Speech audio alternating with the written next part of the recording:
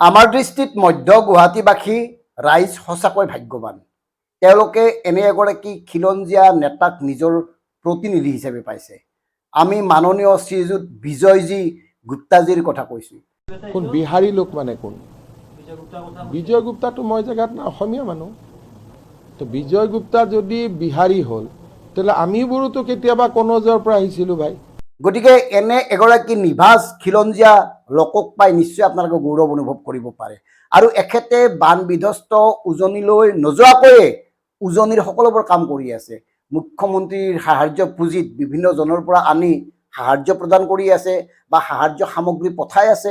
গতিকে এনেকুৱা নেতাই প্ৰয়োজন, আৰু সেইকাৰণে মধ্য গুৱাহাটীবাসী ভোটাৰ ৰাইজক ধন্যবাদ জনাইছোঁ। আনহাতে এখেত কুংকি চৌধুৰী, যিগৰাকী হাৰিছিল আৰু যাক একাংশই খিলঞ্জীয়া বুলি মানি ল'বও টান পাইছিল, তেখেতে এতিয়া বানাক্ৰান্তৰ কাষত।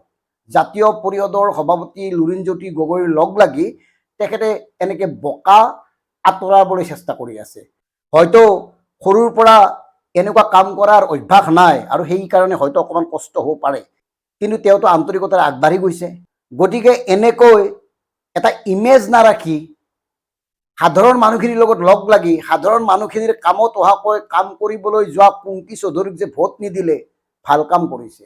কাৰণ কুংকি চৌধুৰীক ভোট দিয়া হ'লে আপোনালোকৰ লগত থাকিব নোৱাৰিলেহেঁতেন, এনেকৈ ঘূৰি ফুৰিলেহেঁতেন।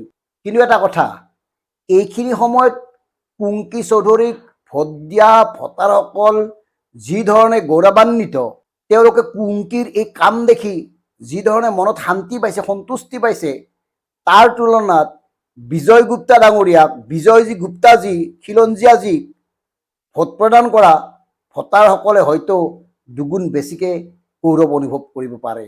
কাৰণ বিজয় গুপ্তা। কথাখিনি কিয় ক'লোঁ অনুমান কৰক। ধন্যবাদ। জয় আই অসম।